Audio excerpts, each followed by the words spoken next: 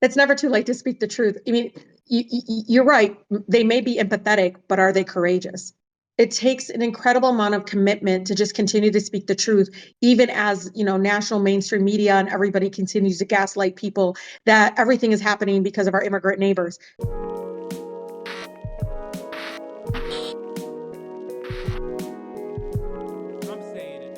Hello, hello. Can you guys hear me? Okay. Annabelle, you're on. Victor, you're on. Rashida is the only person who we do not have on right now. I believe she has muted herself. Can you guys hear me? I hear you. Yeah, we can hear you. Okay, I can hear you guys and I can see you guys. Rashida Tlaib is not only muted, self-muted, but also it seems her camera is not functioning right now. It's just loading in. It might be best to turn it on and off, the camera, I mean, if you click on the turn off camera button. But yes, for everybody in the chat, we're going to be going to see if doing it on my desktop is better. Okay. We were waiting on Congressperson Rashida Tlaib, but we have a conversation. We have a big conversation lined up and ready to go.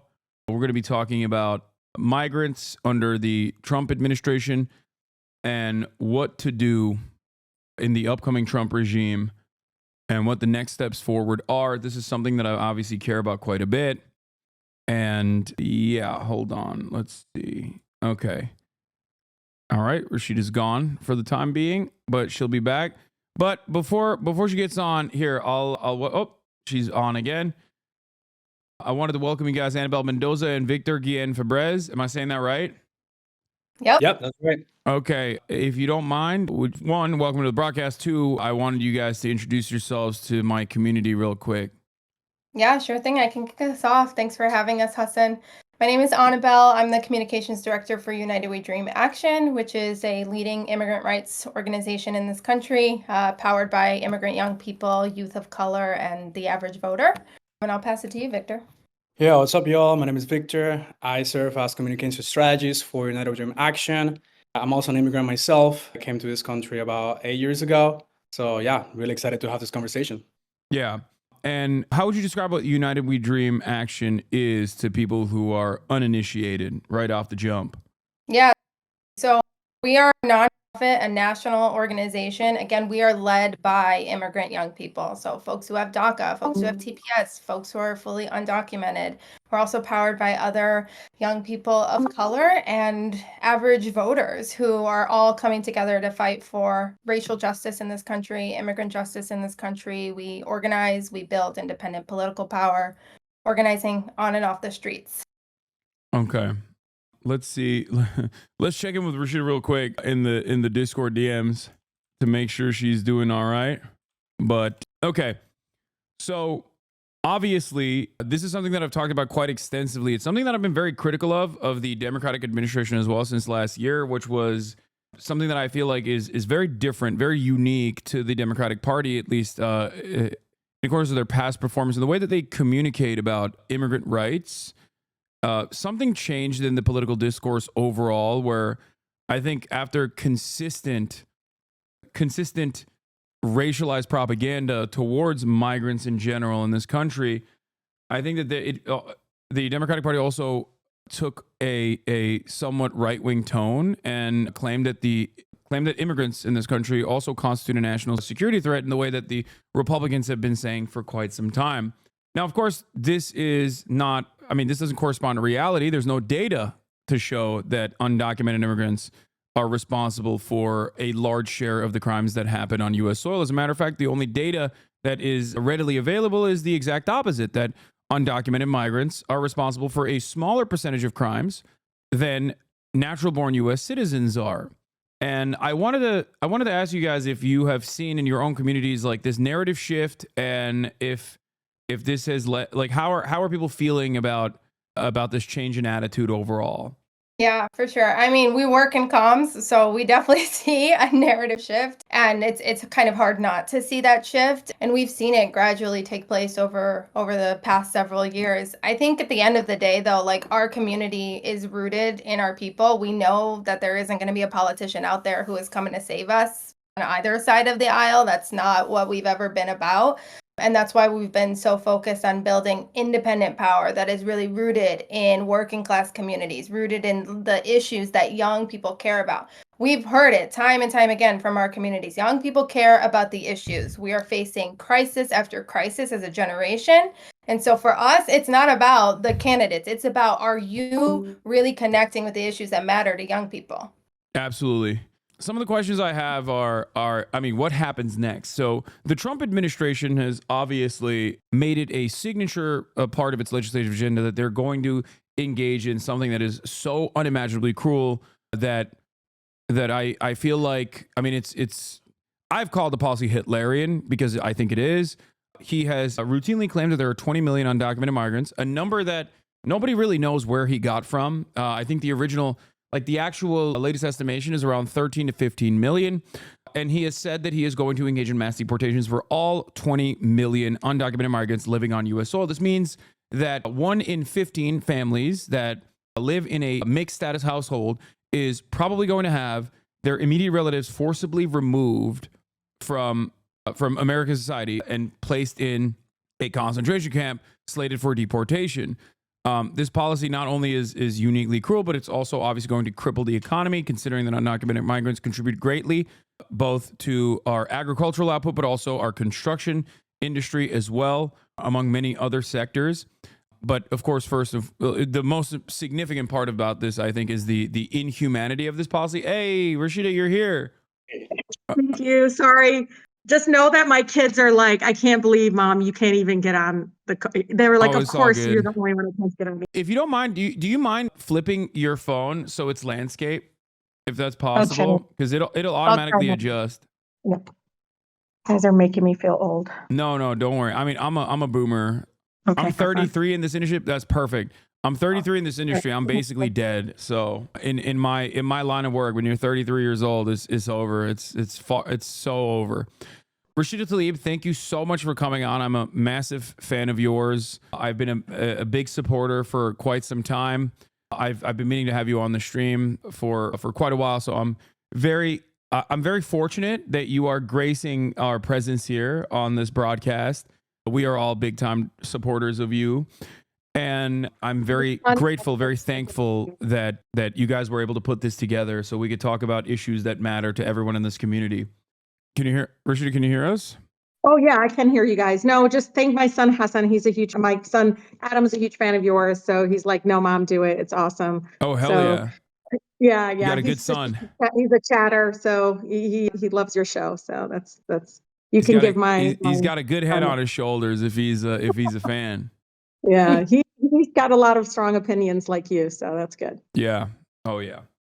Well, strong opinions are needed. So now that Rashida Tlaib is here as well, I guess the question is, what can Congress do, or are there any plans of action in order to protect undocumented migrants and migrants across the board in the United States of America? And what are some of the perceived threats that the Trump administration has signaled thus far in terms of how they are going to tackle this, what I call non-issue that they consider to be a major issue?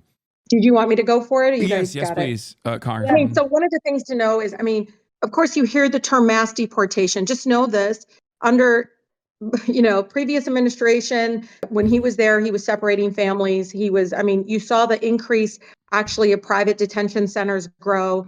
You can hear sometimes, as a former immigration attorney, we always hear, well, how many number of beds are they increasing in these detention centers? That's always a clue whether or not, again, Democrats and Republicans both alike have done this, Hasan. So it's not just one party or the other. But one of the cruelest things that I think the, incoming president did under his administration, under the same names that you hear, Stephen Miller, Homan, all these folks who, even Homan came before our committee and testified, is this idea, let's just take their kids and put them somewhere else when they come across, so then they will never come back. Like, it was awful, because even some of the children were sent from the border to Michigan, and some of which to this day have not been able to reunite with their parents. I just can't imagine. Now they're in foster system. It's just so cruel and inhumane. The other important thing that you should know too is, so there's a whole process right now. Again, applying to asylum is very much legal, and there's folks that want to undercut it. Even some of my colleagues in my own caucus have been talking about this, right? But at the same time, and United We Dream will tell you this. Look, many of my neighbors have been here for decades. Some of them went to high school with me and they haven't been able to adjust their status here. I have so many of my neighbors actually married to US citizens and can't fix their papers here. No one is talking about the decades and decades of our broken and inhumane system that is leaving so many of my neighbors who work, pay taxes, their kids are going to school with our kids. We're not talking about them. They're so laser focused on the so-called border, not realizing right now there are US citizen families, American, that are literally being separated and torn apart because of our broken immigration system. Where my neighbors, where I grew up in Southwest Detroit, 20 different ethnicities, Hasan. I kid you not, I remember under Obama, I came in, I was a state house member, and I was sitting in the main office of one of my schools, and I was just finishing reading to third graders.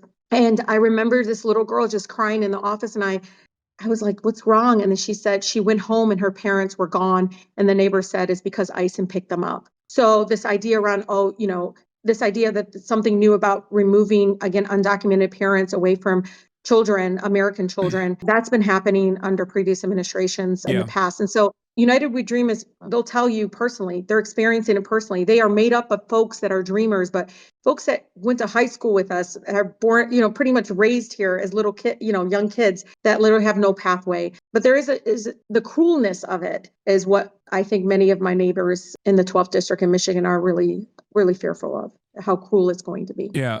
One thing to note on the bipartisanship of this issue, or at least like the fact that the Democratic Party has contributed to this, is obviously Thomas Homan, who was appointed to the position under the Obama administration, and Obama even gave him a medal. This is something that a lot of people don't understand and don't realize. But as a congressperson, Rashida, would you say that some of this attitude has actually swung in the Democratic Party in recent years, as opposed to in the past there was more of a push and pull, like I like to call it, Obama would do deportations, but they were border apprehensions. They were still cruel and they were still inhumane. And yet, yeah, I just, let me tell you, under Obama, I remember, and again, this is just to show that this is very much an American issue, no matter who's in power, and how we've just, what is that term? I'm a child of immigrants, so I always get the bucket, you kick the bucket down the road. This idea around it's their fault. Yeah, it really has been something that I can't believe under every single, I don't care if there's a D or R next to their name, seems to me that they don't really care about fixing the actual immigration system. It's people even that are legally coming in, so-called legally, with process visas, that are also experiencing the same brokenness and humaneness that we see. But Hasan, I remember, me and Obama administration head to head, I remember I was pregnant with my second kid. I was like wobbling around telling him, you are not allowed under federal policy to do any ICE actions near schools. And they did it. And the next day, all the parents, all the school kids didn't show up to school the next day. They're not even allowed to do these kinds of so-called operations and coming into schools and doing these like raids and things like that. Again, that was right in front of 2 schools in my district at the time. It was horrifying. It was traumatic for the community. No matter what your status was, to watch that happen in front of kids was awful. And I had to go head to head with, a Democratic-led, immigration system being led by the Democrats. And again, know this later on, of course, because even the Dreamers were in the streets demanding action. Remember this. Yeah. They were vilified for it, Hasan. I remember they were like, oh my God, leave him, you're making him look bad. No, it was their duty and responsibility to move a president that promised that he would do something about this. And if it wasn't for them, I don't think we would have gotten DACA.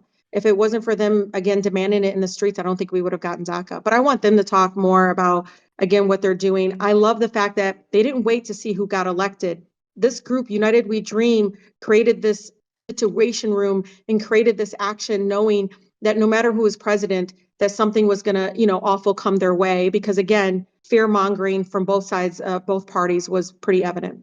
Yeah, the congressman was really hyping us up, so I love it. But yeah, we've been organizing around the clock. We know that our work does not end or begin on election day. It doesn't end with getting voters to the polls on November 5th. It is a year-round job, and I think the thing is the terrain we're facing right now with Trump's re-election, it is very real. And I think people sometimes don't believe that these things could happen, like mass deportations or raids.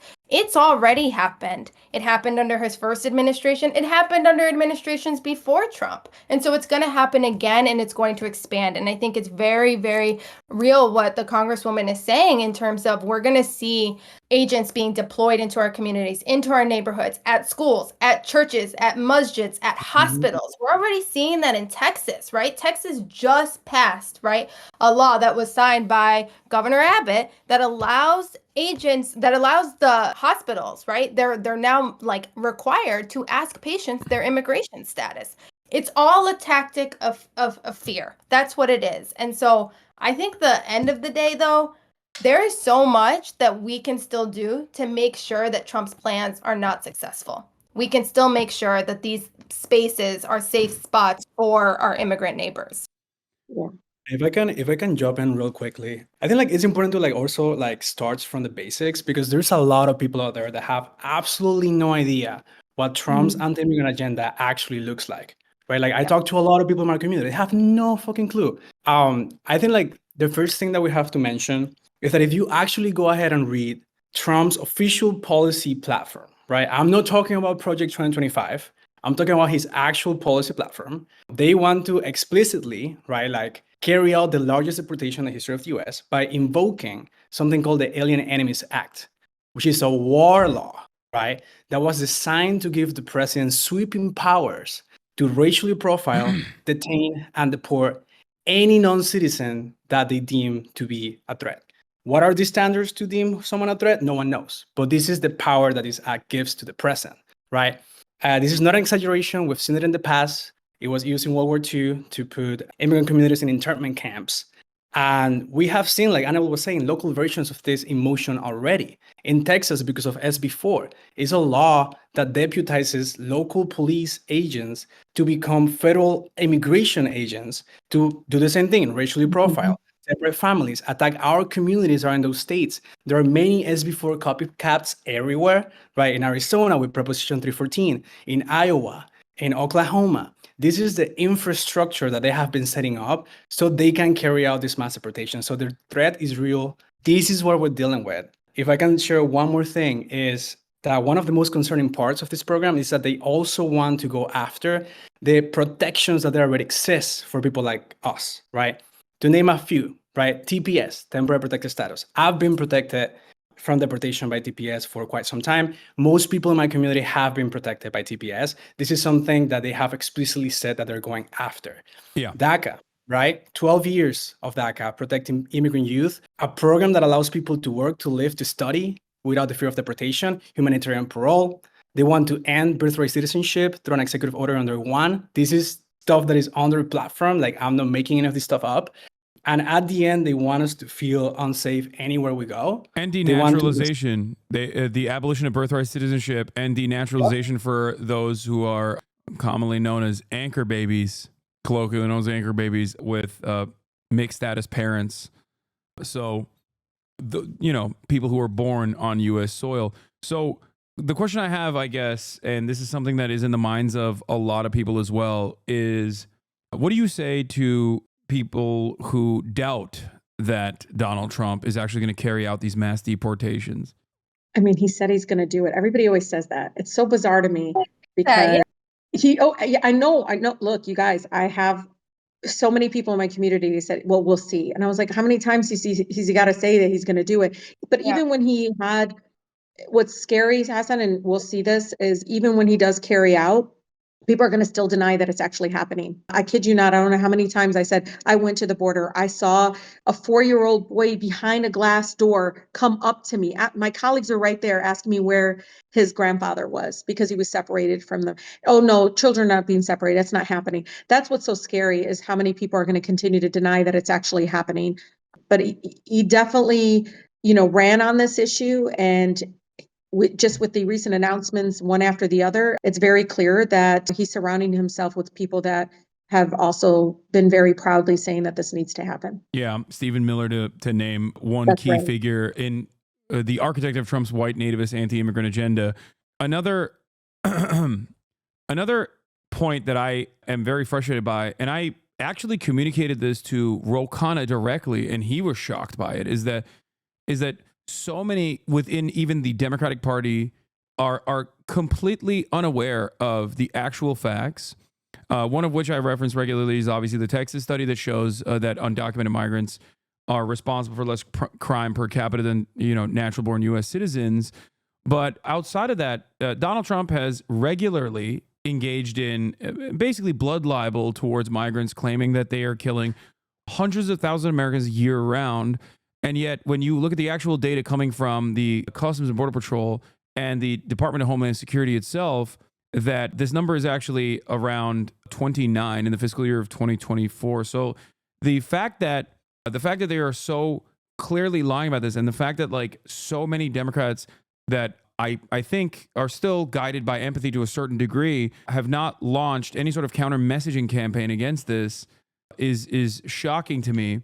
Is there a way to get the rest of the Democrats to caucus around this issue and to potentially push back against these lies? Or even is it far too late at this point and we have to get into a defensive stance? Yeah. It's never too late to speak the truth. I mean, you're right.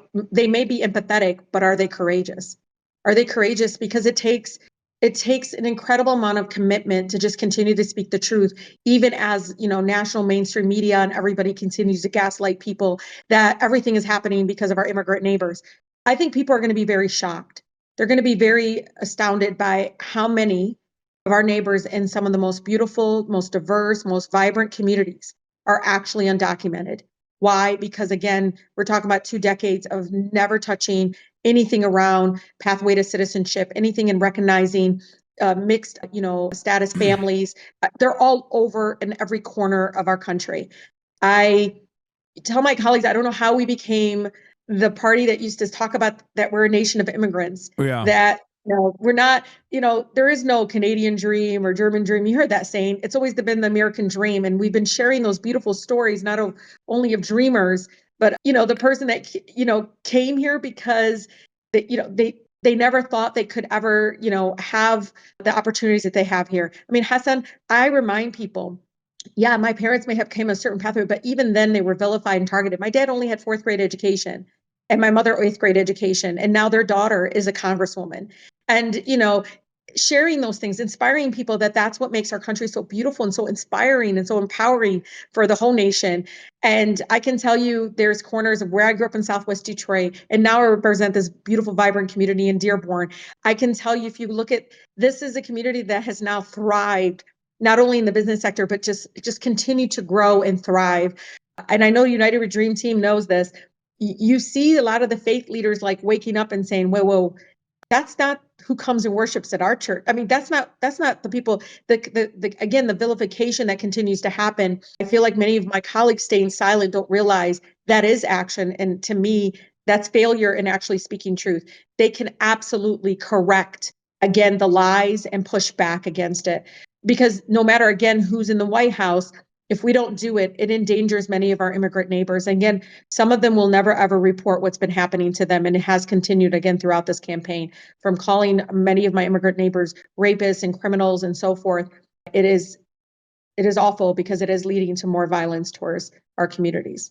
Yeah, and if I could just add too, I think what both of you are pointing to is like this fact that like facts right now, when we are speaking the truth, when we are pointing to, the numbers, we can give all the data and it just doesn't land for some people. And the reason why, and we see it right now with Trump, right? There is a multi-million-dollar infrastructure behind their disinformation campaign, and it's intended to reach the people in our own communities, right? I think even among us, among like young people, we have recognized loved ones who have voted for Trump and been like, what the hell, right? And it's because the disinformation strategy has reached them. It's a multi-million-dollar tactic meant to sow the division between our communities. And so I think that is also a major threat that United We Dream Action is trying to fight back against, that we're also trying to make sure that young people know what information is right, what information is intended to actually get people riled up based off of just emotion, based off of racism, based off of just their kind of initial reaction. And the bottom line is that disinformation then goes and informs politics, and then it goes and informs policies. And that's how we're seeing the through line into mass deportations and mass raids being something that is getting normalized. And we cannot allow that to get normalized in this country. So how do you think, to jump off your statement here, how do you think Trump has made successful inroads with Latino men, in particular young Latino men? Do we feel like the Democratic Party is at some point a little bit responsible for almost like purging or pushing aside the younger base of voters, men in general? How do we reach out to people that have so much to lose from the very same policies that they assume will not harm their immediate family members? Because this is something I've so consistently seen with people that voted for Donald Trump that know undocumented immigrants or have immediate family members that are undocumented immigrants. And they have this assumption that like, oh, it's actually someone else that will get deported and not my immediate family members, because my immediate family members are contributing to they're contributing to the American economy in meaningful ways. So it won't come after them. And that to me, I think is a clear-cut demonstration that they too have fallen victim to this propaganda, that they also believe that there is this crisis of like migrant criminals that are running amok inside of our borders. Yeah, there are two parts to that question. The first one, like Annabelle mentioned, is targeted disinformation, right? There is a well-funded disinformation machine designed to target young Latino men in particular, right? Where they exist, where they spend time online, right? Places like this, honestly, places like Twitch, Kick, Discord, YouTube, right? And this disinformation is designed to dehumanize the people in our own communities, right? Because when you call your neighbors who have been undocumented for 3 decades criminals, when you call asylum seekers fleeing persecution and violence invaders, what you're doing is effectively dehumanizing an entire group of people that justifies dehumanizing acts on this same group of people. And we've seen it many times in the past. This is just a tactic that populists and demagogues use. And it's no different this time. But I think like the important part here is to recognize that it has to do with our information diets. If you give good people bad information, they will do bad things and they will do like make bad actions, right? I think the second part to this is actually the lack of like good economic message, right? I think a lot of young Latino men who have been radicalized out there, and I talk to my friends all the time about this, right? And a lot of working class Latino families simply don't have the time and the privilege to care deeply about democracy and the civil rights of their neighbors. They're too busy putting food on the table, right? So unfortunately, people don't eat democracy. And so we need a compelling economic messaging to bring these people to our side, because these are people that already have been radicalized online. They're really entrepreneurial. They watch Joe Rogan all the time, right? Like we need to bring a good economic message to them, because we have to tell them, hey, like mass deportations are wrong and inhumane, but they're also fucking stupid, right? Like we will see the effects everywhere because of this mass deportation. They will see when they go in the neighborhood and they see the local bodega shutting down. They will see when home prices keep going up because there is not enough construction workers to build more housing or enough farm workers to produce more food. They will see when their work sites get raided by ICE. They will see when their local businesses go under because they don't have enough workers and enough local customers because they're all gone because they were deported. They will see when a family member, a friend, someone they love gets deported. So this is the kind of messaging that we need to counteract the disinformation that is targeting our young Latino men. Absolutely. What you mentioned in terms of the economic impact as well, this is one counter I hear so often, so frequently, is that like there's a cruelty, a purposeful cruelty. I'm of the mindset of Aviva Chomsky on this, that like the standard set for undocumented or the process of documentation being limited is a deliberate mechanism to ensure that there's always a group of second-tier laborers that are constantly coming into the country that can be cycled out and discarded when they are demanding back pay or speaking out against like workplace violence and horrid conditions that they're subjected to. And this is precisely what I think the famous case of Purdue, the chicken factory that engaged in this almost human trafficking scheme of undocumented migrants in the United States of America, where they went to areas where they knew there were undocumented migrants, brought them into a trailer park right next to their factory. And when they demanded back pay after years and years of abuse, they called ICE on their own on their own workers. And then lo and behold, the next day they were back at it again, looking to recruit undocumented migrants to work in that same factory. This is basically, indentured servitude of a different name. And I feel like at the legislative level, there's got to be some sort of real solution to this. But one thing that I always stress is that the real way to solve this problem, which is not like it's a crisis of humanity and not necessarily people doing things that are bad or doing crimes or whatever, but instead it's to process all of the undocumented migrants and offer amnesty to all citizens, conditional amnesty in terms of like, sure, like a criminal background check or whatever that Americans would be comfortable with, given the large majority or the overwhelming majority, if not damn near entirety of the undocumented migrant population is not actually committing any crimes whatsoever. I think that process would be fast and expedient and humane. It's also one that is genuinely popular. A lot of people, I think, get lost in the polling. I look at messaging polls all the time. I look at issue polls all the time. And one thing that I've seen so consistently is that people tend to hyper-focus on the top line and never look at the second question that follows it. And it's something as simple as this, like where in almost every single poll conducted on the matter, overwhelmingly, if given two options, mass deportation or mass amnesty, Americans overwhelmingly choose mass amnesty over mass deportation. Even in the polls where they say 60% of Americans want mass deportations, many Americans don't even understand what that would look like and how violent that would be and the economic impact of such a thing. But beyond that, those very same Americans also in that same poll show that they favor by the same numbers, if not by larger majorities, mass amnesty or conditional amnesty. So the fact that this is not talked about in that dynamic, that Americans actually are of two different minds and sometimes are completely oblivious to what they are advocating for, I think is really damaging the public discourse when one side is not offering adequate counter messaging out of fears that the other side's message on this issue that migrants constitute a national security threat is far too pervasive and persuasive, and therefore there's nothing they can do but become the more moderate version of that same violence. So how do we fix that? That's my question. It's a long-winded one. I know I'm like older than everybody here. I just do remember though the days that Reagan did like a pathway to citizenship, right? You got and so many families in my community talked about that time of, many of the workers, many people that were contributing the way he talked about it, obviously, I wish we just talk about it as human beings and being part of society, but he talked about it as around, they were helping keep the economy going in the United States. And many of our immigrant neighbors still do that, right? But he talked about it in the way to have a pathway to citizenship. Then later on, Clinton didn't like a lot of things he did, but one of the things he did do was offer a pathway for mixed families to be able to have a pathway citizen. For instance, I worked on as a law student, U.S. citizen married to an undocumented person or somebody that's visa that expired or, fell out of status, whatever it was, they were able to pay like kind of a fine and be able to, again, adjust their status in the United States than having to leave the country and all these things. But on top of that, though, he added a lot of criminalization provisions that are really creating some struggles for our families.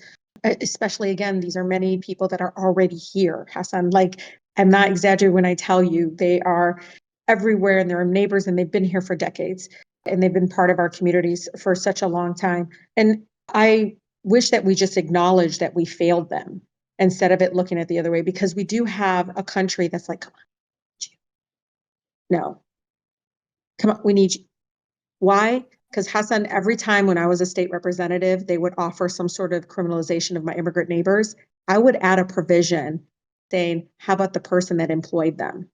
And I do that intentionally because I want them to see, like, understand the many folks, and they're all pretending, like the restaurant owners are pretending. In agriculture, because it was the agricultural community, Hasan, that all of a sudden spoke up and said, no, stop. We do not want employment verification process at in our industry. We don't want any of this. Why? Because they know that again, they're an integral part of our communities. I just know for me, they have enriched our neighborhoods. And I mean this, like in my community, I'm not saying it because I'm a congresswoman. I lived it. I grew up in Southwest Detroit, 20 different ethnicities. They have enriched our neighborhoods and our communities in every aspect. I don't care. It's not just the food and the culture. It's also just the sense of like being grateful. I mean, I saw things through the eyes of my neighbors that I would never been able to see through those that may have been born here. And so I just don't realize why we don't talk about it in a way that I think is much more humane, but also understanding, again, the nation of immigrants. And we've always had an immigration system that did not keep up with the need or the values of our country. And again, we fix it by recognizing, stop separation of families, recognize that they're here now and that we need to solve it now. Mass deportation is not the solution. It won't ever be. They tried it. Trust me, they may not have called it that, but they've tried it. They've gone after certain industries and sectors and showed up at workplaces. They've tried it. It didn't work. No, you're absolutely right. Implementing, if there was any sort of like, I guess this is a weird thing to say, but if there was any sort of like real white nativist, like genuine white nativist ideology at play here, beyond the fact that white nativism is a perfect way to keep people undocumented and therefore hyper exploited, then yes, you are right. Business owners that regularly hire undocumented immigrants deliberately in an effort to depress wages and take advantage of their conditions, their immigration status, in an effort to consistently exploit them beyond the normal levels of exploitation of the documented labor force. There would be criminal penalties, and not simply the most in a broken who benefits the most broken Yeah. immigration system. Like, think about it. I mean, Yeah, it's absolutely. profitable for them.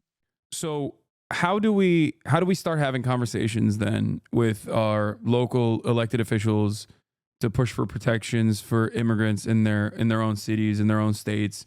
How can people start this? How can people begin this process? Start off. I mean, I think the Congresswoman can definitely absolutely touch on this too. And I feel like there's tiers to this. I feel like there's tiers to the engagement. And oftentimes, like when we're faced with something so massive, like mass deportations, like all of the horrible things that Trump is promising, I want to acknowledge that there is a sense of like heavy weight and emotion that we feel knowing that a Trump administration is coming. But I also know that like this moment really does call on young people to have the courage to take steps in their own communities to really shore up protections for immigrant communities. We've heard Tom Homan is added to his cabinet. We've heard Stephen Miller is added to his cabinet. We can be blue in the face talking about how horrible these people are, but what are the actions we are actually going to take between now and Trump's inauguration to make sure that we are minimizing the damage and the impact that it will have on our communities? I think one thing is like, to the people who are listening, if you're a student, how are you talking to your administration? If you're on college campuses, how are you pushing your administration to make sure that your college grounds are not places where ICE can come on and take students from their classrooms? How are you protecting your immigrant peers? Workplaces, we all work, right? So how are you making sure your work sites are places that protect your colleague who sits right next to you every day at work? We know that those are tangible ways that we can be taking action right now as allies, as directly impacted people. And then, of course, there is pushing your state and local electeds. And that's one of the things that United We Dream Action has been focusing on, is we have been trying to push mayors and governors and city council members to be bold and unapologetic right now in not only publicly stating that they are not going to comply with this, but actually doing so through action. And I think you heard the Congresswoman talk about this even in her local district, and so she can probably attest to this even deeper. But that's what I want people to know, is that this isn't the time to like retreat into this sense of despair of like, oh shit, Trump is coming, there's nothing we can do. There is a lot we can do, and that's part of what United We Dream Action is building. It's that independent political home for young people to be engaged, to get connected to each other, and to actually figure out together, here are the avenues that you can take. Here's where we're organizing in the streets. Here's where we're pushing our members of Congress, and to actually find those opportunities to be a part of those solutions. If I could add something very quickly to what Annabelle just shared, is, when institutions fail us, we turn to community, we turn to organizers. And I think, one of the main reasons why we're even here today is because we need you. We need allies. We need people who will fight for us and will keep us safe in the communities where we exist, right? Like, we want you all to show up for your coworker, your classmate, your significant other, your family, your neighbor, who will be directly impacted by this stuff. And with allyship comes the power to keep ourselves protected, to fight back, to push back, because none of this is set in stone. We have the responsibility and the power to fight back. And this is why we are doing what we're doing. That's why we have intervened some of these spaces like Twitch, like Kick, like Discord, because we're trying to reach out to people that usually are not involved with us, people like young Latino men, young men in general, so they understand what's on the line and they understand they have power to protect their own communities. Yeah, and I, just so you all know, I come from the most beautiful, blackest city in the country, the city of Detroit. And I can tell you what they taught me, many of my neighbors, I call them, you don't grow up with one mother, you grow up with all the community mothers. And one of the things I've learned early on is we're the only ones can liberate ourselves from oppression and from cruelty from our own government. And the way we do it is we organize, we outwork the hate and all those things. But listen, look at the history. We didn't get the Civil Rights Act because Congress woke up and said, wow, that's a really great idea. No, it's not. We didn't get the right to organize unions and finally have human dignity in the workplace because President of the United States woke up one day and said, wow, I think that's a really important so that people cannot die in the workplace. It was because people withheld their labor, they boycotted, they stood up, they did civil disobedience, they marched, they activated in their communities, and people from all over, it's like a coalition of people came together. But when we do this and stand up and, I know I'm going to be on mama bear on steroids in my community, not on my watch. Will I let one of my neighbors even be, don't touch him. Go work on the fact that we have a country with the most inhumane, cruel immigration system. Focus on the fact that we need to fix it. But we got to also start saying this. We need a fair, humane immigration system. We don't say it enough like we used to. We need it to have a pathway to a citizenship.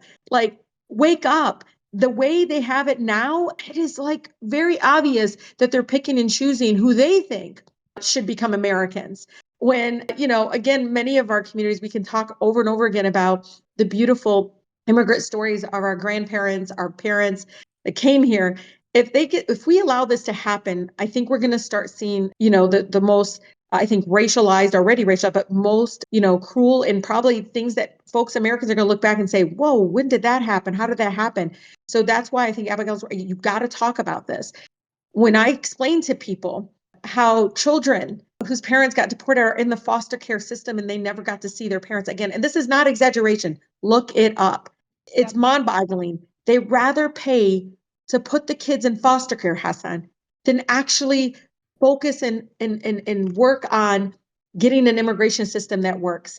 Is that the kind of country, get me a break. Why can't anybody just speak up and say, no, that's not how we're going to move forward in this? And so I agree we have to do this. I know this. Last time there was a threat, I think in 2016, one of the things is our local communities, local city council, our mayors, you can now see some governors standing up and saying, we are not going to let you touch one of our neighbors. You're not going to do it on our watch. And so I think, know that on the federal level, we may not see the kind of courage and really values that we all have. And like you said, Hasan, the poll after poll, but by the way, polling, it's all over the place based on what they're asking. But I can tell you this, the majority of Americans do not want to see children being ripped from the arms of their parents. They don't want to see us allowing federal dollars to be used for private detention centers and private companies making money off of, again, more of a cruel, inhumane immigration system. And so there's so much that we can do, but I agree, talking to people as much as possible. Last time, again, this feeling came about, it was the first time I saw many of my undocumented neighbors speak up and say, did you know I'm undocumented, in spaces where it was really hard to get up and say it. And I think people at block clubs and other places were like, what? I didn't know. And when you realize some of the most closest people around you, places that you might go, a restaurant, anywhere, you're going to run into somebody again. But for the broken immigration system, they're not able to adjust their status or be able to have a pathway to citizenship. Absolutely. I think one way to communicate this in terms of like our restrictive border policies is how it directly contributes to the cartel economy, both on the side of mass availability of guns that is, protected constitutionally, that creates a trade route for cartels that specifically want to bring in drugs into the United States of America in exchange for weapons. that they bring back into Mexico, a country that does not have a lot of, or any legal guns, as a matter of fact.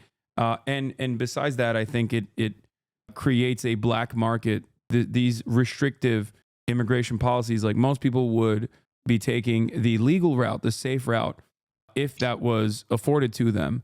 And yet, because it is so restrictive that many people then end up taking these illegal black market routes that only benefit the cartel in general.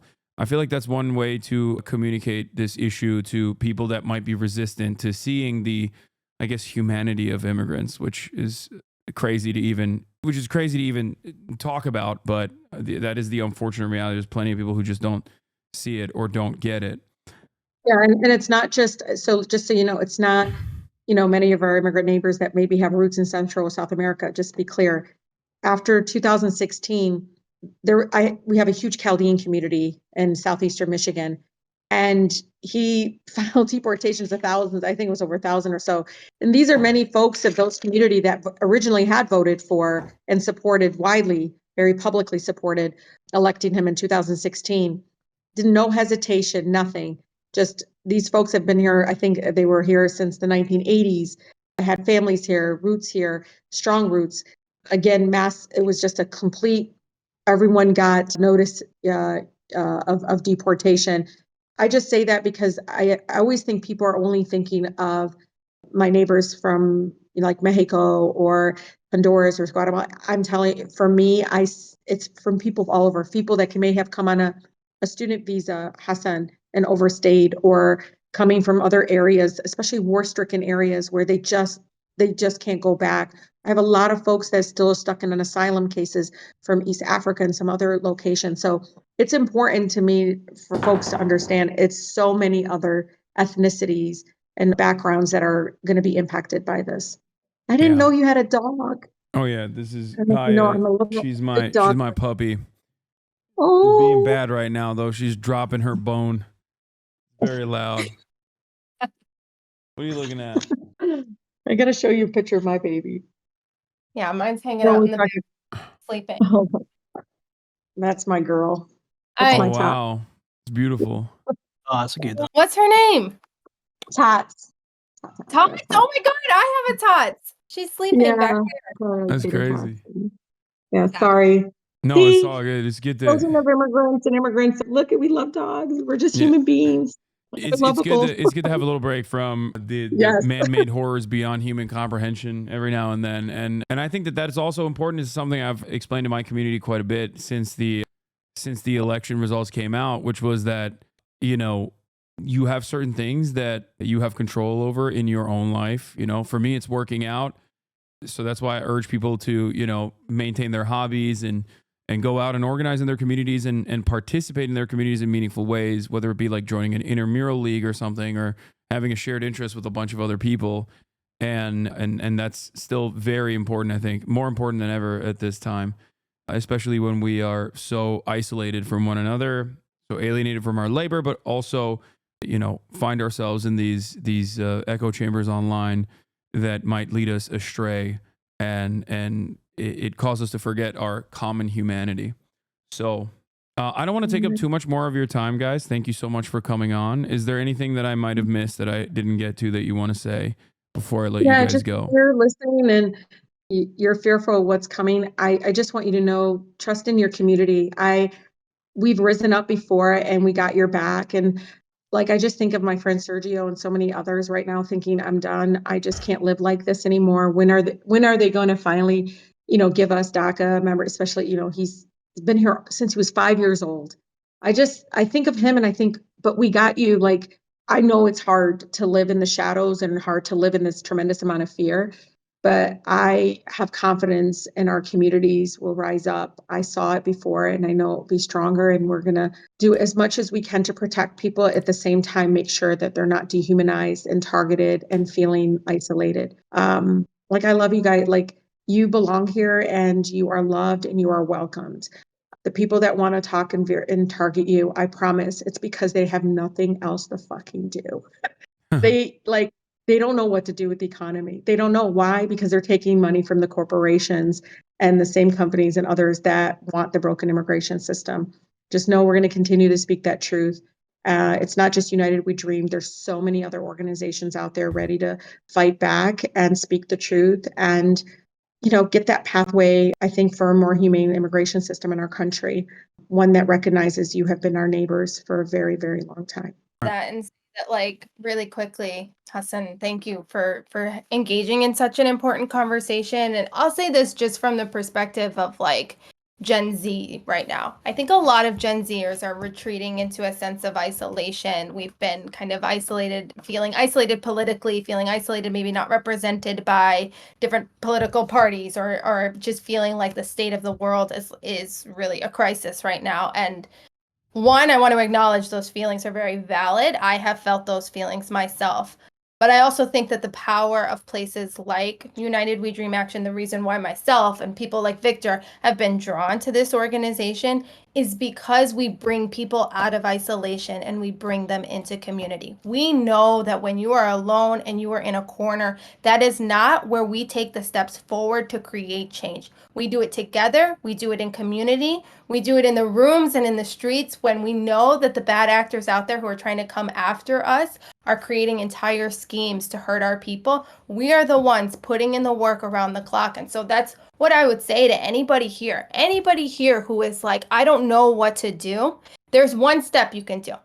Join an organization like United We Dream Action. Join your local organizations in your communities. Get organized now, because it's not going to happen on your own. It has to happen in community. That is where the work happens. That is where the change happens. And really what we're about is building that independent power that represents us, that represents the working class communities, the Black, brown, immigrant, queer, young people who are ready to shake things the fuck up, ready to change things in this country. So I think that that's where we need to really encourage people to find your home. United We Dream is one of those places, and there's so many, like Rashida Tlaib was saying, there's so many out there that are your space, that are ready to welcome you. All right, I would just add absolutely. very quickly, like we'll share with you all like resources to know your rights, resources to help your neighbor, resources to join the squad, which is our super powerful organizing team at United We Dream Action. This is the time to take action. This is the time to fight for your neighbor. This is the time to show up in solidarity with the people most affected by this crazy stuff. And, big shout out to Congresswoman Tlaib for being here with us. Big shout out to Hasan as well for opening the space and centering the conversation around the directly impacted people that will feel the pain, but also the hope of having people around them for what's coming next. And thank you guys so much for coming on. And once again, to everybody in the chat and to you guys as well, don't get discouraged by seeing liberals talking about how they're going to report their Trump supporting neighbors as undocumented, immediate undocumented family members to ICE. I feel like that cruelty is unimaginable. I feel like that is, that there's, at that point, you are not even remotely distinct from a Trump supporter. You are literally doing that exact same thing. So this is an issue that transcends beyond party. This is widespread cruelty, inhumanity, and we will fight back against it every step of the way. So thank you guys so much for coming on. And of course, free Palestine as well. Absolutely. Yeah. Thank you so much, Hasan. We really appreciate it. All right. Bye, guys. Bye. Bye, everyone. All right. That was a wonderful and very informative conversation. I hope you guys appreciated that. I think that it was needed in times like this when, people feel discouraged, people feel a sense of discontent, understandably. And, you just have to, once again, remember that there are people out there that are doing the work. There are people that, and you can be one of those people. And, people ask all the time, like, what can you do? It's just, remember, if you're a documented American citizen, like, you have a lot of rights. You can, just in the same way that we see Israeli citizens go to the West Bank and actually participate in the protests to put their bodies in front of settlers that are doing terrorism and violence. You as an American citizen can do something similar as well. Okay? Not many is going to do that, but I think, if you're courageous enough, you should be able to do so as well.